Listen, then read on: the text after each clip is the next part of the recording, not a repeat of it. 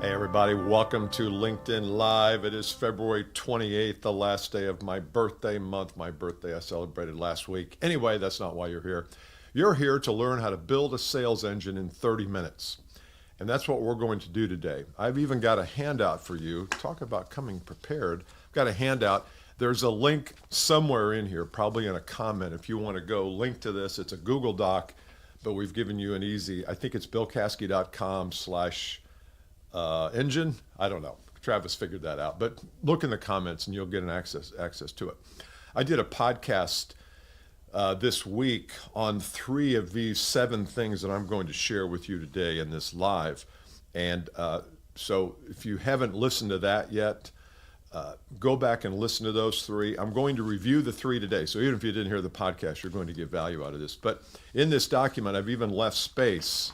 Actually, Travis did this, left space for you to fill out some of your lessons and notes. So I want this to be a workshop kind of working thing, even though we really don't have a lot of way to communicate.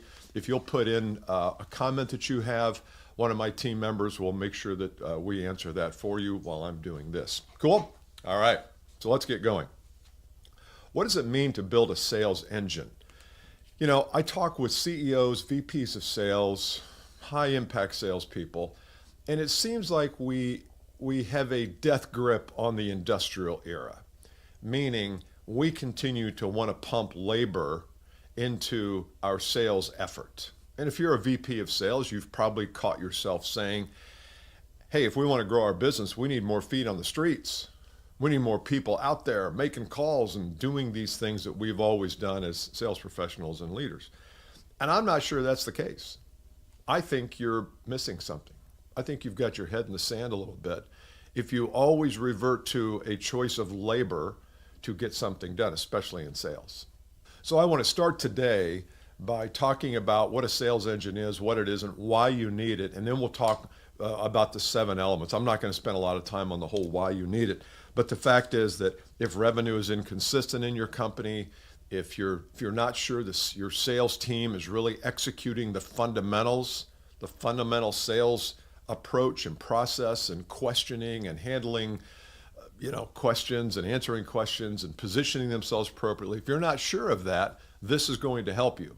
Because in a way, a sales engine takes a little bit of that out of the salesperson's hands.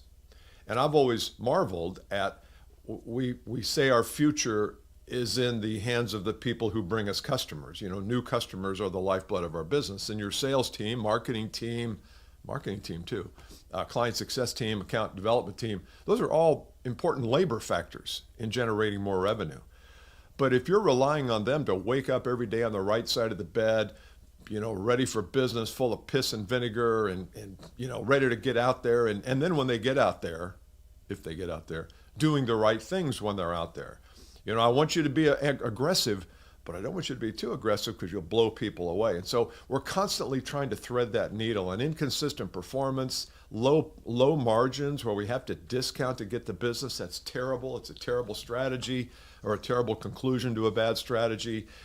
Maybe you've got people who 1 month they're high, the next month they're low, and you're trying to balance all this out. Forecasting becomes a challenge because if we don't have a sales engine, then we're relying on our labor to tell us what's going on in the marketplace. And sometimes our labor doesn't tell us the truth. And maybe it's the truth in their eyes, but it's not the truth because they want things to happen, maybe they stretch the truth, we'll put it that way. I've done that. We've all done it. Come on. So what is an engine? An engine is a mechanism that has inputs to it. You put inputs into an engine. We'll just use a typical car engine. What do you put into it? You've got to have air. You've got to have an air cleaner, make sure it's purified air. You've got to have oil to make sure all the components work well. You've got to have fuel to make sure that there's a spark. You got to have spark plug. A lot of inputs. But the output is when you press on the accelerator, it goes. Now you've got transmissions. I'm not going to get into the whole biology of a car, but the fact is the engine is a pretty important part of you pressing on the accelerator and getting somewhere. But the labor doesn't come from the accelerator. The labor all came from building the engine. There was a lot of labor that went into that, and mechanics, and there was a lot of study about how engines works and pistons and things like that. But when you exert just ever so little pressure on the accelerator, it goes. And that's what I want you to have inside your business. I want you to have a sales engine that you can dial up and dial back depending upon what your needs are. That doesn't it requires a little labor to build, but once it's built, like an engine, it can take off with just a minimal effort. We talk about leverage a lot. We'll talk about it a little bit today. But that's what leverage is small inputs of effort, large outputs of result. All right? So that's what a sales engine is or should be. All right, so the end result is the definition of the problem is you want to reduce the emphasis and reliance you put on labor, not eliminate it. Salespeople, don't worry. I'm not saying you don't have a place. You do. You have a great place. I'm just thinking that sometimes we ask the sales labor to do everything in the process, research the people to call on, go call on them, make the outbound calls, make cold calls, deliver presentations, talk about our value. We ask sales professionals to do everything in the whole process, and they're not good at everything. I'm not good at everything. If you ask me to research the top 100 VPs of sales in the nation so that I could do a direct mail campaign, I wouldn't know where to start. I could probably figure it out, but that's not my cup of tea. My cup of tea is things like this. You might not think that's a cup of tea. Where'd cup of tea come from? Anyway, so I want you to reduce the emphasis you put on labor, especially if you're a VP or CEO. And if you're a sales professional, this stuff still applies because you don't want labor to be the determination on how much money you make. That's absurd. That's absurd.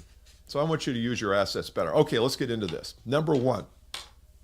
The number one thing that you've got to shift in order to build a sales engine is you've got to shift your role from salesperson to guide. You can't anymore hire a bunch of people who are out there pitching and presenting. It's just antiquated. It's just not the way the world works. Your customer doesn't need a salesperson to give him or her information. They can go to the web and get that. They can go to Claude or ChatGPT or Perplexity or Google, Gemini. They can go to all those places. They don't need you for that.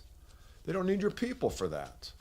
So the only way for you, not the only way, one of the best ways for you to stay relevant in the future, especially in the world of AI, is to be a guide, is to adopt that personification, that badge, that persona of a guide. What does a guide do? A guide helps someone go from where they are to where they want to be, a chosen path. And the guide has the map, has the journey, understands the roadblocks, understands where the bears and lions are and where the rattlesnakes are. They understand all that. That's you. Guides get paid a lot more money than salespeople do. I hear all the time, well, you're not, I'll have to give up a lot of income. What are you talking about? Guides get paid more than salespeople. If you can help people get from where they are to their destination and help them do it in a efficient amount of time, you don't think you can get paid for that? Of course you do. So why is this important? Because people won't be reluctant to share what's really happening with them.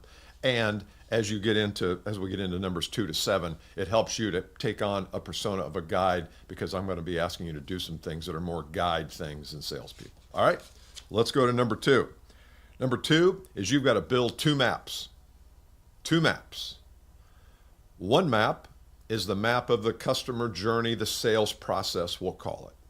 The sales process starts with a meeting, it ends with an engagement, and what's in between there? What does the sales process look like? If you don't have that lined out and visualized, visually prepared so that you can share with a prospect and say, look, here's the way we work. Here's what our process looks like. So that's one map sales process. You probably have something like that. But one thing you probably don't have is a destination map. Once a prospect says, yep, I'm in, let's go, Michael. Okay, now what? Now what's the process look like?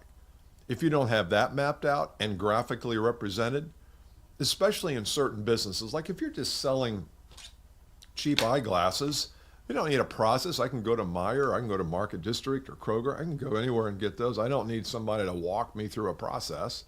But in your business, especially if your customer doesn't buy what you sell over and over, you might need one. All right, so two maps. One is a sales process, one is a solution process. Why do you need that? I want you to be unique in the marketplace. I want you to be considered the person to go to when they need to get somewhere. You're the person to go to when they need to go somewhere. They need to get to a destination. They, I mean your prospect. So if you're that person and they know that when they call you, because you've done it before, that you'll offer them, you'll get to know where they want to go, where they are, and a map to get there. Number 3, education and qualification. If you're going to create an engine, you need to have a way to educate people so that at some point, which we'll get into in 4 through 6, they raise their hand and say, I want to know more. If you're not educating your customer base, like I'm doing here, or I do on podcasts, or you probably do on your media channels, if you have any, which you should, you want to educate people. You want to educate them to, what are you educating them on? Trends, misconceptions that people have, mistakes people make when they buy or don't buy, when they explore a solution in your niche. What are some of the problems? What are some of the problems that people face generally? That's education. If you're not educating your customers and you're relying on a one beautiful cold call to position yourself properly, it's why you're only closing 15 to 20% of the deals. And that, you may be closing more, I'm sure you'll say you are, but most people don't close that many. It's below 20%, actually it's below 10% if you take a national average, but that, averages are, figures lie and liars figure. But the bottom line is you're probably closing too small percentage of business because you're not positioning yourself right. If you really want to position yourself properly, you'll educate. Second is qualify. So at some point, you're going to want to say to the prospect, here's the kind of person that works with us. We're launching a program here this year, and we were working on the story the other day. And this program that we're launching is not for every salesperson or business owner on the planet. It's very specifically for coaches, for consultants, for advisors, and service providers. Anybody that has knowledge and they're selling their knowledge as a solution to people. So it's not used car salespeople, it's not realtors, it's knowledge providers. And if you have tremendous upside, you already earn $100K a year and have tremendous upside to do 2, 3, 500,000, and you're coachable, then you might be a prospect for this program. So I've got to get very specific, and you do too. When it comes to qualification, I want you to be very specific about the kind of customer you want, you hope to attract, that is typically attracted to you. You can do it by size of customer. You can do it by attributes, like are they really eager to solve this problem? If they're not eager to solve your problem, the problem you solve, they're not a prospect. So I want you to not only educate, but I want you to qualify in this step too, okay? And make sure you write down in that space what that means for you. Feel free to do some copy there. I've given you a couple of thoughts just to get you started. All right, let's go. We'll keep moving here. Let's do number 4. Mechanics. At some point, to build an engine, there has to be a mechanic to it. There has to be a flywheel, and there has to be a process that the customer goes through in order to get what they want from you and to start to engage with you. And remember, our engine is we want to put as very little effort as we can when we need to and have this thing built so that it throws off customers and prospects and opportunities. And the mechanics are one part of that. So let me give you 3 mechanics here. I'm going to do it real quickly, and I want you to fill this out for you. Number 1, you need an audience. I want you to start thinking of your business as a business that has an audience. And your audience may be on LinkedIn, maybe on Facebook, Instagram, all those platforms. Maybe your audience is your email list. That could be. Your audience could be people that you're actually in front of, your past customers, your CRM, in your Salesforce or HubSpot or whatever CRM. Those people. An audience is made up of people who know you. They don't like you and love you and trust you. Those are fans. Those are different. But just an audience. We've got 6,000 or 7,000 people on our email list. Most of those people know me. We have an open rate of about 25 to 30%, which we'd like to get up. But the point is that most people know who Bill Caskey is. And most people in your database know who you are. So you've got to have an audience. Number 2, you've got to have enticement. You've got to have some way to entice that audience to metaphorically raise their hand and say, I might like to get a copy of this, or I might like to watch this video, or I might like to download this thing. We have this book that I produced here last year called 12 Bold Moves. By the way, you're welcome to get a copy of it. We'll put in, it's 12boldmoves.com, I believe, and you get a free copy.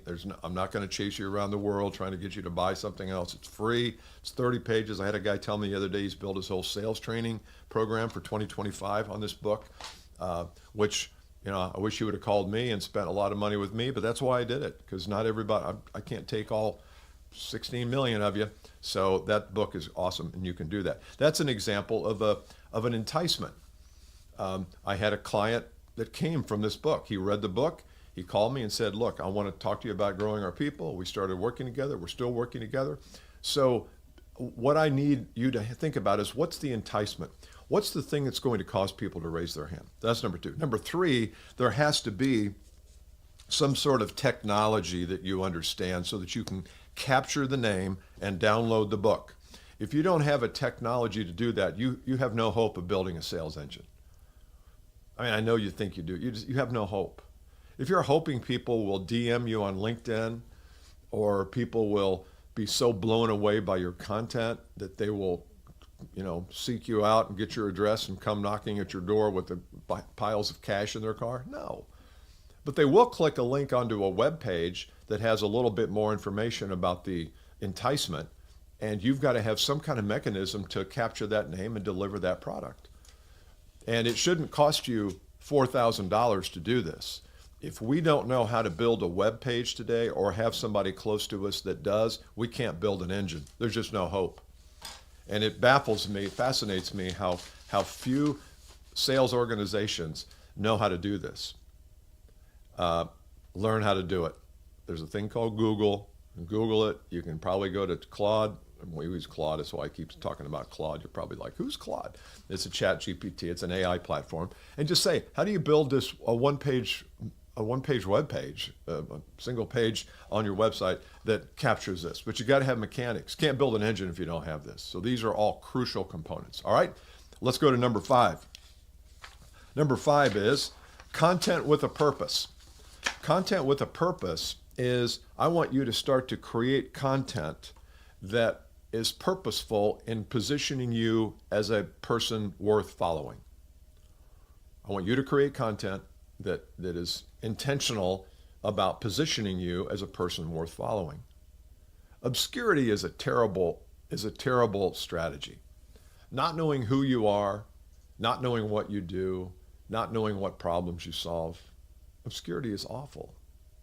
And I'm not saying that we need to have everybody know us, like us, and trust us. I'm saying that if you don't have a plan, and this is the plan, to put your material and your content and your problem solving and wisdom out there, and don't be ashamed of your wisdom. Some people look at my wisdom. Some people look at what I do and they say, oh God, this is elementary. We all know, now they don't do it, but they all say, oh, I've heard this before. This is just Caskey running his mouth. But 20% of the people say, oh, I've not heard this before. Or, I like the way Bill says something. Some people are not going to like the way you say something, and some people are going to love it. You will be always attracting and repelling. All right? So I want you to create content with a purpose. We talked about it earlier. Misconceptions, mistakes you see, it's all in here. Then I want you to create a content schedule, a cadence of some kind. So in my world, a cadence is, I do a podcast every Monday with Brian Neal, the Advanced Selling Podcast. I do the Bill Caskey podcast on Wednesday. Now, I record those at different times, but that's the release date. Almost every one of the podcasts has a video to it. I do LinkedIn Live on Friday at 8:30. I'm a little inconsistent with it, but I'm working on it. I think we've done 4 or 5 in a row now. But that's my content schedule. Then what we'll do is we'll take derivatives of that. You have to think, well, okay, I created this content. Now, how do I take a derivative? Either a transcript that maybe gets turned into an article, or maybe it's just clips that you can take from the video or the audio and run as promotion. But I want you to think about 1 video per week on your pillar content. I want you to think about 5 pieces of content that promote that video, even if it's just a screen grab of the thumbnail. put it on LinkedIn, Facebook, say, I shot a video last week on how to build a sales engine, thought you'd like to see it. You will be seeing these from me. Email your list, whatever, even if your list is 20 people, email your friends and family your list and say, I just produced this video, thought you'd like to see it. And put your content on a page on your chosen website where a person can take action on it. They can book a call with you. They can, maybe you just put your phone number at first, but at some point I'd like you to have your calendar there. Remember, what's the definition of an engine? An engine is something that you put input into and it throws out. What does it throw out? Leads, opportunities, conversations, business discussions. What do you put into it? All these things. All right, so think of this as an engine. I know you do. All right, number 6, we got to keep speeding here because we're getting close to the end. I promised you 30 minutes. Number 6 is leveraging your assets. So you have these assets, and this kind of goes with number 5, but it's a separate one. You have these assets that you've created. Maybe they are videos. Maybe if you do practice my content with a purpose cadence is 1 a week video. After 12 weeks, let's just say, you'll have 12 videos. I consider these assets. I consider them assets. They are assets that will help you as part of your engine create opportunities for growth. So that when you have a prospect meeting, let's just say that you have a prospect meeting in 12 weeks after you started this video series, and the prospect says, one of the things we're most struggling with here is how to reduce our costs in a market where the costs are all, the supply costs are all rising, but our customers are pushing back. They don't want to take on those costs. Let's say you did a video 4 weeks ago on that very topic. Because why did you do it on that topic? Because you're attuned, you're hearing people. Whenever a prospect or several prospects ask you a question, boom, that's a video. I'm not very good at snapping anymore. That's a video. So you could say to the prospect who just made that remark, hey, that's interesting. That I hear that a lot. In fact, I've heard it so much that I shot a video here a couple weeks ago on that very topic. Would you like to get a copy of it, or would you like me to send you a link? The person you're talking to says, absolutely, I'd love to see it. And they look around, John should get a copy of it too. And you say, well, who else in your company? Wow, these 7 people. Okay, great, I'll be happy to send them. Can you give me their email address? And well, guess what now? Now you are a go-to resource for that company just because you shot one 10-minute video 4 weeks ago, but it's an asset. It's an asset. All right, hope this makes sense. Leverage your existing assets. And number 7, this is kind of the culmination, but you've got to master your digital presence. This, again, I know you VPs of sales, I think you kind of hate this stuff because you're like, oh God, do I have to do that? This is easy stuff. Trust me. This is easy stuff. We're doing a webinar here coming up on March 12th, and we'll put the invitation in. I don't even know what it's on yet. I don't know the exact title. I know what's on. It's going to be on some of this. It's going to be on more than this, though. But if you're interested in learning more about some of the work we do, go there. Maximizing or modernizing your digital presence means when you shoot a video, have the camera up like mine is. This is probably not up far enough. I probably could go up a little bit. Have a decent light behind the camera. Have decent audio. Doesn't have to be a big Shure mic. It could be something, but it can't be the onboard camera. If you're shooting from your iPhone, that's fine. But you've got to modernize your digital presence. So when someone sees you online, it has a modern feel to it. It does not have to have an overproduced feel. You don't have to have graphics sliding in and music, the whole thing. That's fine. But I want it to be at least up there with the traditional networks. And I know this is not traditional, but the quality of video is good, the quality of audio is good. That's what you need. So think about that as you build your engine. I hope this has helped you. We've got 7 elements. All of those are important to build the engine so that you can dial it up and dial it back. If you want to know more about how I might be able to help you do that, you can just go to schedule a call with Caskey, I think. Schedule a call with Caskey. But we'll have Travis put it in the notes. And hopefully you got your questions answered. If you had something, if you come upon this video after the fact, after today at 8:30, Friday the 28th, then make sure you download this. I think we should figure out a way to do that. So download that, do some work on it. All right, I'll see you. Take care. Have a great week.